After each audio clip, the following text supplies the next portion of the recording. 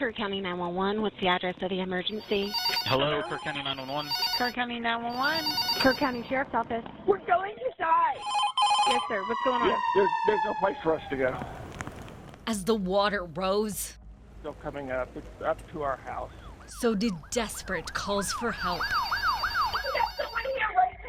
On the other end of the line, Kerr County 911. Samantha Dixon McCurry and Riley Gordon were trying to comfort people through the chaos. There's nothing that can prepare you for something this extreme.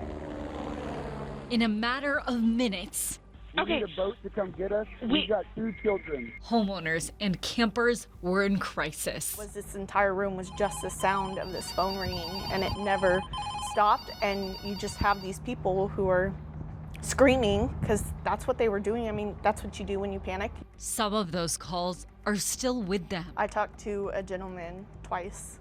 I had told him help is coming, and he told me the water's already up to his shoulders and he's very cold. It's like you have to wonder if help is going to get there in time for him or not. As they scrambled to coordinate and send help, So, as we're going through this, we're placing phone calls for helicopters, placing phone calls for people to come in and help.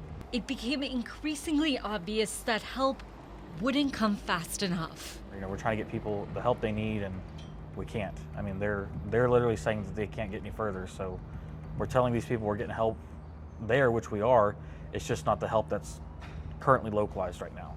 Dixon McCurry tried to reassure frantic callers. As far as they're concerned, our words are hollow. They don't mean anything because there's nobody there immediately. It's a harsh reality she carries every day. Knowing that you're possibly speaking to somebody for the last time, it's a hard thing to process. The rising water naturally moved downstream. By morning, Kendall County dispatchers received similar calls, and it wasn't even raining here yet. I was kind of confused because we hadn't received any rain. So I looked back on the radar and saw how I had been sitting over that area for a really long time. And I grew up in this area, so I knew it was about to get really bad. Danielle Ray volunteered to work at Bernie Dispatch that day, but she had no idea how bad it was about to get. Who needs to evacuate? What does it mean? What do they need to do? How much do they need to grab? How soon do they need to do it?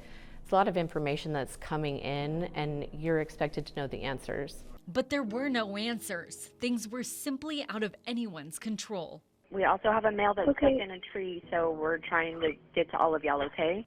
We were dealing with a family that was very erratic about seeing him caught in the tree on the other side.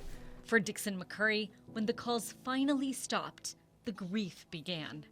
I remember just getting home and like nudging my husband awake and then just bawling and collapsing on the floor because I just felt like I hadn't done enough and I didn't know what was happening.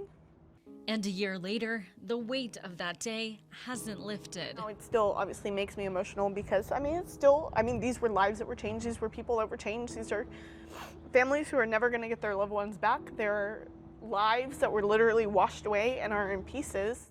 The impact of that morning still lingers. I did the best I could with the information that I had, and I did my job.